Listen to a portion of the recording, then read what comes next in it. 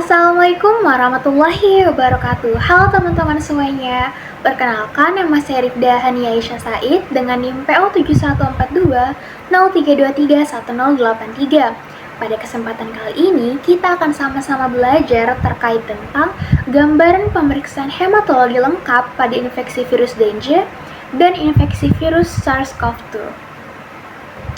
Jadi, teman-teman semuanya, pemeriksaan hematologi lengkap khususnya darah rutin itu merupakan pilar utama dalam pemantauan infeksi virus Dengue.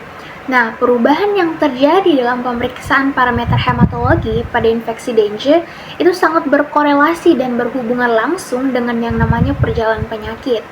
Nah, jadi terlebih dahulu kita perlu belajar tentang fase perjalanan penyakit pada infeksi virus Dengue. Fase yang pertama adalah fase rebound atau debris. Nah, biasanya ini berlangsung pada hari pertama sampai dengan hari ketiga. Ini ditandai dengan demam tinggi yang mendadak, biasanya mencapai suhu 39 sampai 40 derajat Celcius.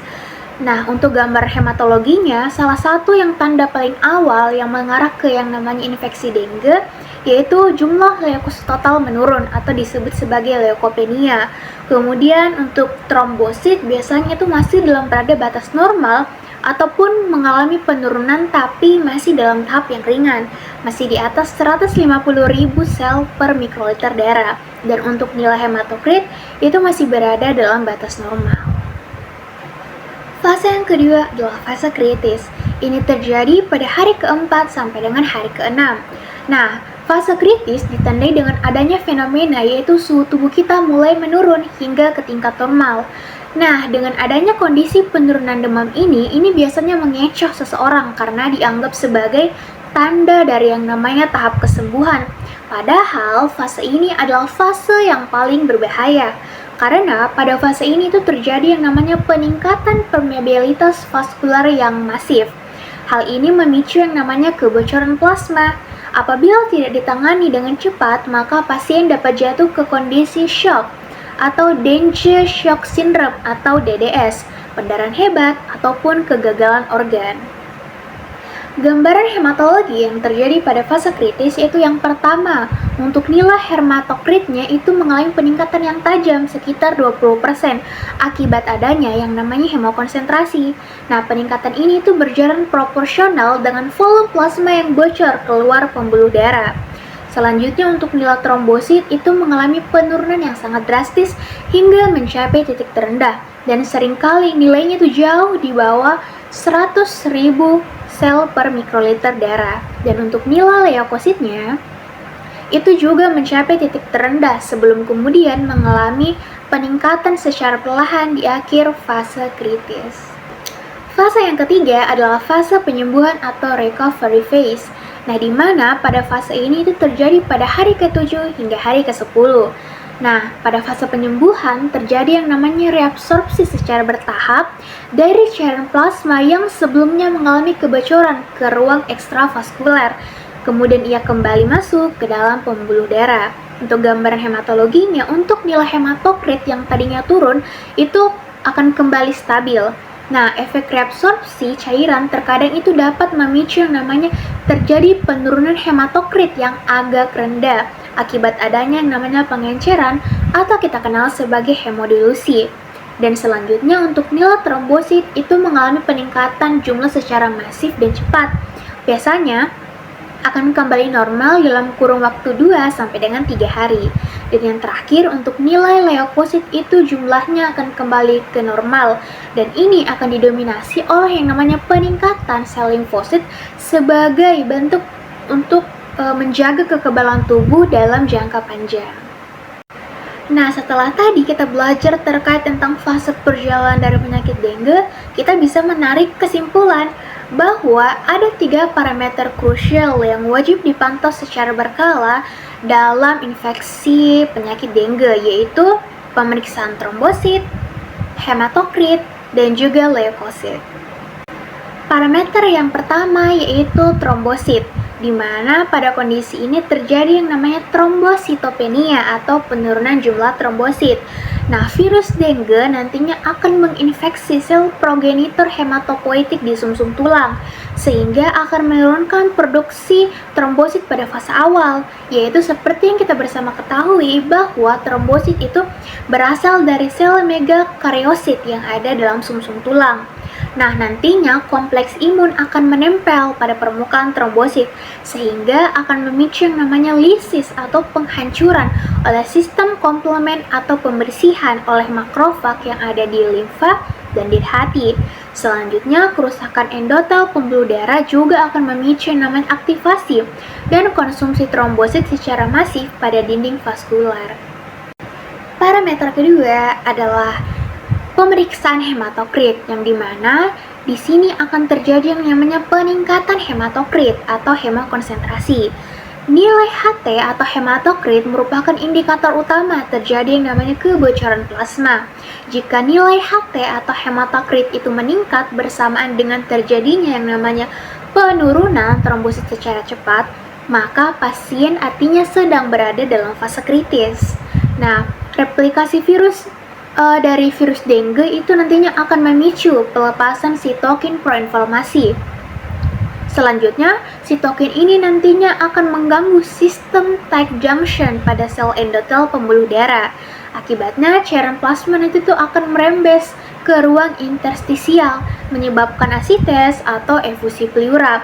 Sementara sel-sel darah terutama eritrosit akan tertinggal di dalam pembuluh darah dan menjadi lebih pekat. Kemudian yang ketiga adalah pemeriksaan leukosit. Nah, yang dimana pada kondisi ini akan terjadi yang namanya leukopenia dan limfosit atipikal atau perubahan sel darah putih. Nah, jumlah leukosit total akan menurun, biasanya kurang dari 4.000 sel per mikroliter darah. Dan seringkali ini menjadi tanda awal sebelum terjadinya yang namanya penurunan trombosit. Pada hitung jenis atau diff count, nantinya itu kita akan temukan yang namanya neutropenia atau penurunan neutrofil dan diikuti dengan yang namanya limfositosis relatif.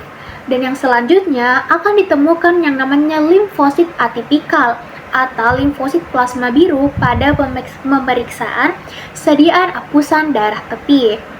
Nah, yang dimana pada pemeriksaan hapusan darah tepi ini, limfosit ini nantinya teraktivasi dengan yang namanya sitoplasma yang melebar, kemudian yang berwarna biru tua karena terjadi yang namanya sintesis protein imunoglobulin yang aktif.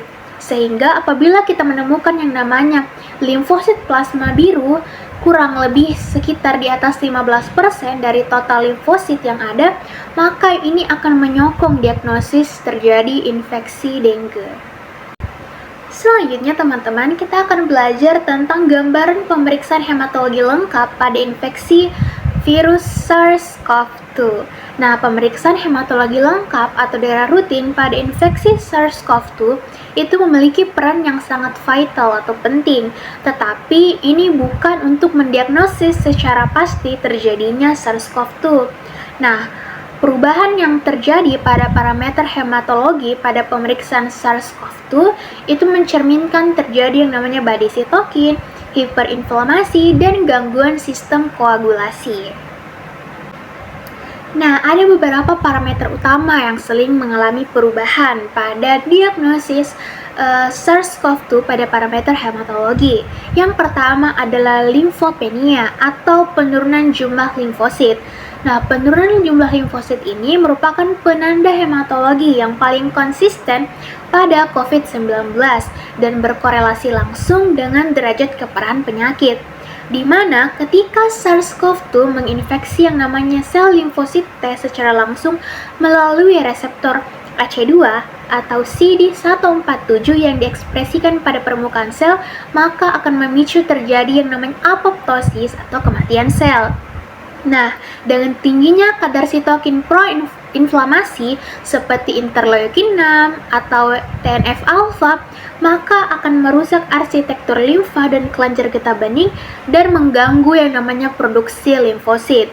Dan juga stimulasi antigenik yang terus-menerus menyebabkan sel T mengalami hiperaktivasi lalu mengalami kematian.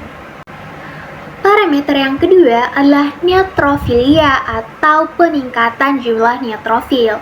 Nah, peningkatan jumlah neutrofil yang absolut terutama ditemukan pada kasus berat hingga kasus kritis. Nah, neutrofilia ini mencerminkan respon inflamasi sistemik yang intens terhadap kerusakan pada jaringan di paru-paru.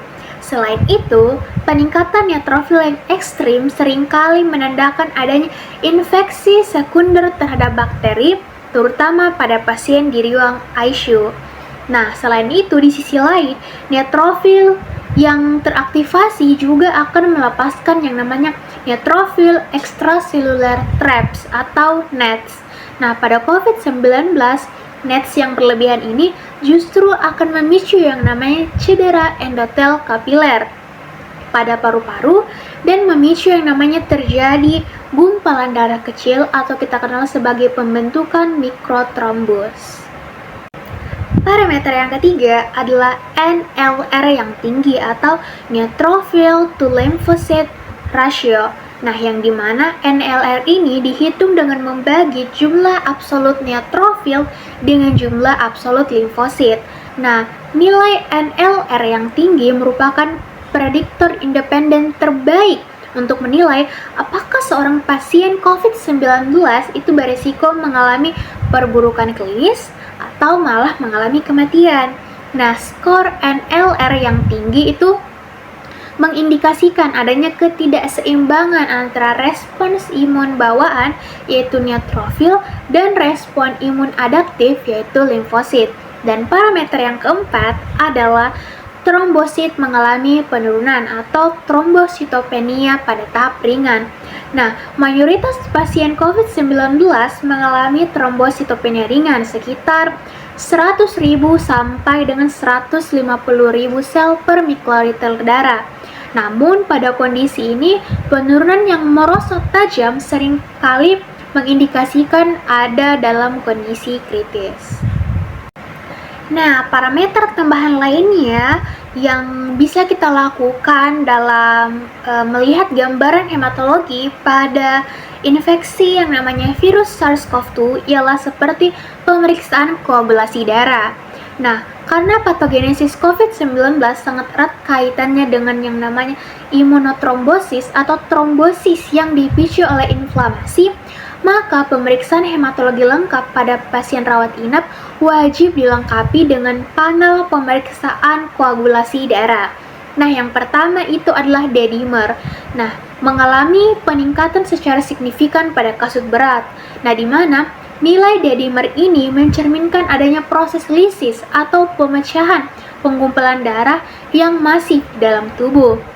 Nah, peningkatan nilai D-dimer ini secara eksponensial merupakan tanda peringatan terjadinya yang namanya emboli paru atau DVT, deep vein thrombosis. Yang kedua adalah nilai PT atau prothrombin dan APTT. Nah, nilai PT dan APTT ini dapat memanjang pada fase kritis dan menandakan habisnya faktor koagulasi akibat aktivasi pembekuan darah yang berlebihan. Baik teman-teman, itulah tadi penjelasan materi terkait tentang gambaran hematologi pada infeksi virus Dengue dan infeksi virus SARS-CoV-2. Terima kasih atas perhatiannya, semoga materi ini membantu. Wassalamualaikum warahmatullahi wabarakatuh.